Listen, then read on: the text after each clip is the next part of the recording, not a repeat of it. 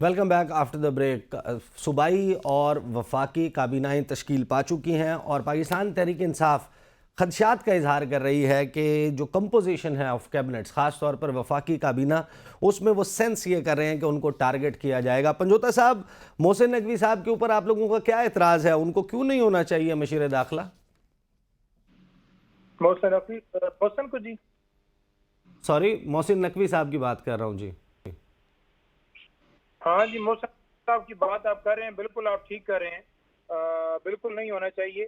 उसकी रीजन ये है कि जो पहले उन्होंने जुल्म किया है लोगों के ऊपर इन चंद महीनों में, जब वो निगरान सेटअप हुए थे और गैर अपना सफर जो है वो कंटिन्यू रखा।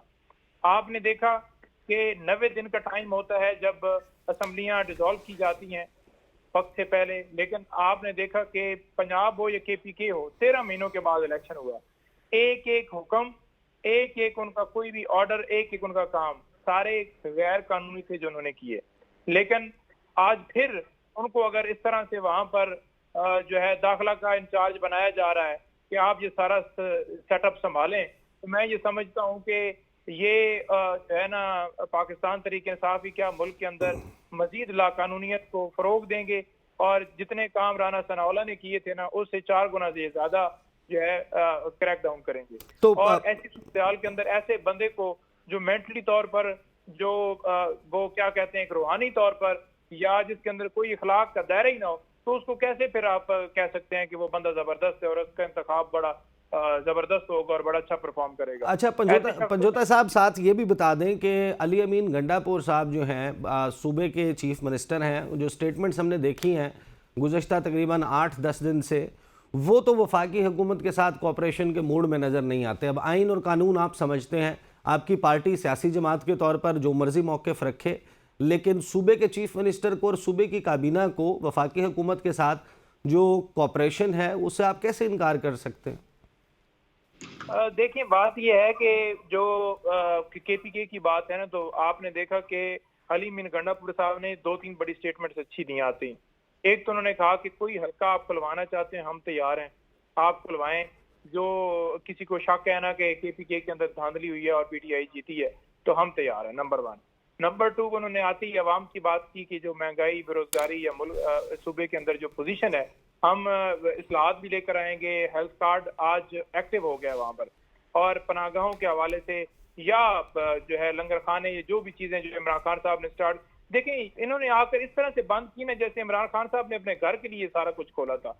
ये अवाम के लिए किया था। ये अवाम जो वोट देती है आपको, शायद इसलिए कि अवाम ने इन्हें रिजेक्ट करती है, तो ये फिर गुस्सा निकालते हैं कि हम तो फॉर्म 47 के ऊपर जीते हुए, तो लिहाजा ये भी बंद कर दो, वो भी बंद कर दो।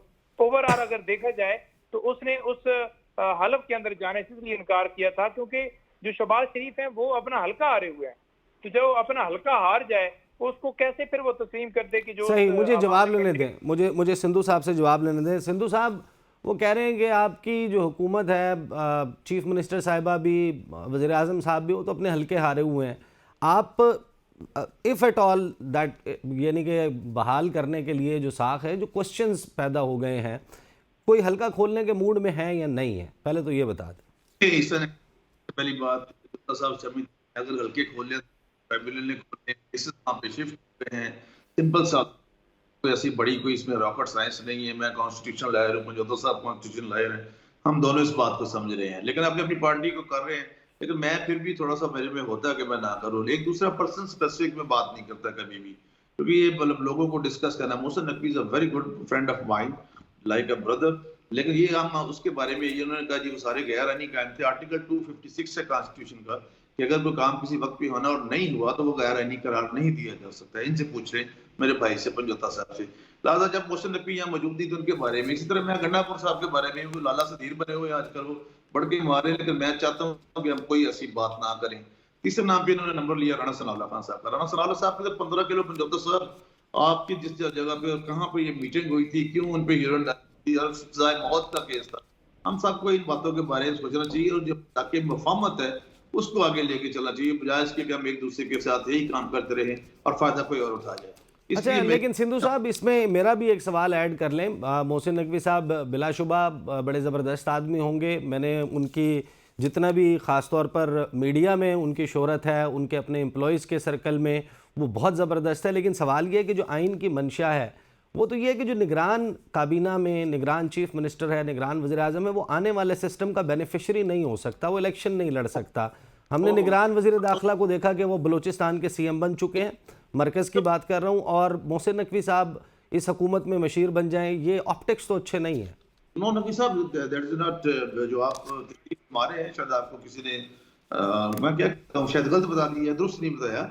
Article 130 sub article 9 constitution of Pakistan, any person can be even the minister for 6 months, for 6 consecutive months, but उसमें कंडीशन ये है कुछ 6 माह में इलेक्शन जीत के आना है, चाहे वो कोई भी इलेक्शन होता है कोई और हो। लिहाजा article 130 sub article 9 constitution of Pakistan, उनको जो बिल्कुल दुरुस्त तरीके से कैबिनेट में शामिल किया गया, कोई ऐसी बात नहीं है। और दूसरा नकवी साहब, आप समझते हैं, चलो आप तो हम नाम है नकवी, और मुझे तो बहुत ज्यादा एहतराम नकवी साहबान का।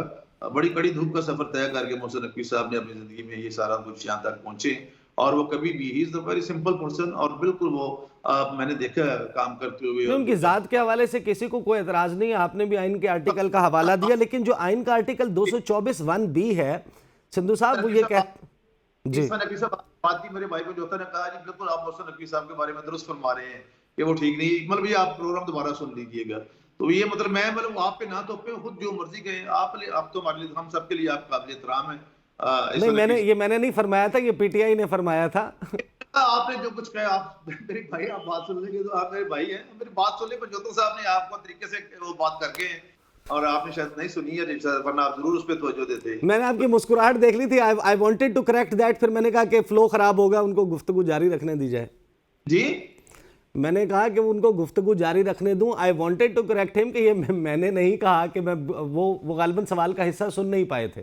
शायद हो सकता है तो ये भी आप ही वजाहत दे रहे हैं, जिस तरह बदियाल साहब ने कहा था कि शायद इमरान खान को ऑर्डर का ही नहीं पता चला कि ऑर्डर क्या हुआ था। आप भाई हैं, सारी जिंदगी हमारे लिए काबिल एहतराम है। तो सिंधु साहब, मरीम नवाज साहिबा ने काबीना के जो इजलास किए, आप लोगों से अब तक जो गुफ्तगू हुई है, तो आप लोगों का जो फोकस है वो बदकिस्मती से 2022 में इमरान खान था।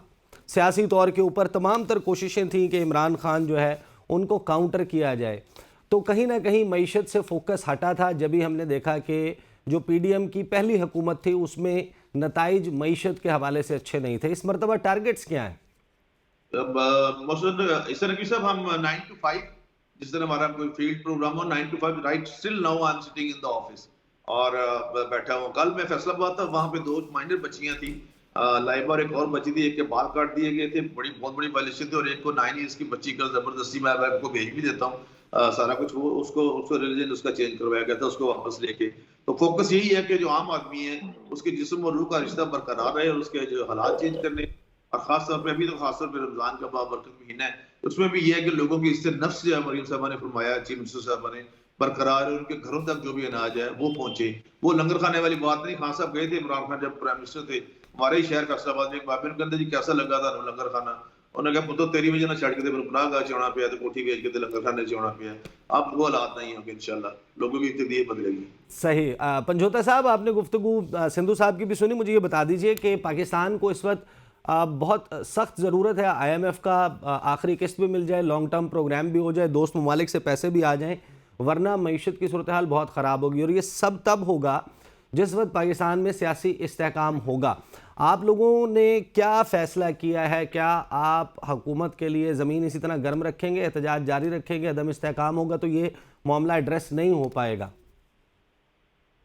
देखें, आपको पहले भी हमने गुजारिश की कि इमरान खान साहब का बड़ा वाज़ेह मौक़िफ़ था इस बात के ऊपर कि IMF का जो प्रोग्राम है उसमें ना कभी इमरान खान साहब ने कोई रुकावट डाली, बल्कि IMF का वफ्द गया और उस वक्त भी उन्होंने कहा कि बिल्कुल आप जो है वो कंटिन्यू करें, लेकिन जो साफ शफाफ इलेक्शन है वो उसकी ज़रूर जो है यकीन दहाई करे, क्योंकि रीज़न ये है कि जब मुल्क के अंदर साफ शफाफ इलेक्शन नहीं होंगे, आवाम के नुमाइंदे नहीं असल बैठे होंगे, तो मुल्क के अंदर माशी इस्तेहकाम कैसे आएगा? बंदा कर्जा तो इसलिए लेता है ना कि मईशत ठीक करे। अब सूरत हाल क्या है इस वक्त पोजीशन ये है कि इनको चाहिए था कि ये खुद कहते कि पाकिस्तान तहरीक इंसाफ जीत गई है, लिहाजा इमरान खान साहब के ऊपर झूठे हमने केसेस बनाए हुए थे, उनको फौरन रिहा किया जाए और इमरान खान साहब वजीर आजम बने और इस मुल्क को आगे लेकर जाएं, क्योंकि 2 तिहाई से वो आगे हैं। तो इन्होंने क्या किया कि इन्होंने सिर्फ और सिर्फ अपने जेब देखे, अपने अकाउंट्स देखे, अपने केसेस खत्म देखे, अपनी सारी चीजें देखी, सिर्फ कुर्सी का लालच देखा। सही सही आवाम पंजोता साहब, पंजोता साहब आवाम की माजरत के साथ वक्त जो है वो ख़त्म हो गया, आपका टेक आ गया।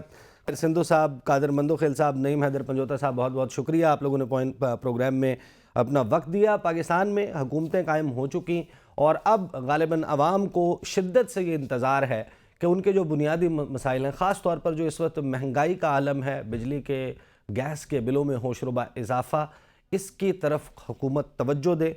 लेट्स होप कि ये तवज्जो आवाम के मसाइल की तरफ भी मुड़कर मरकूज़ होगी। अब तक के लिए इतना ही, इजाज़त दीजिए, अल्लाह हाफ़िज़।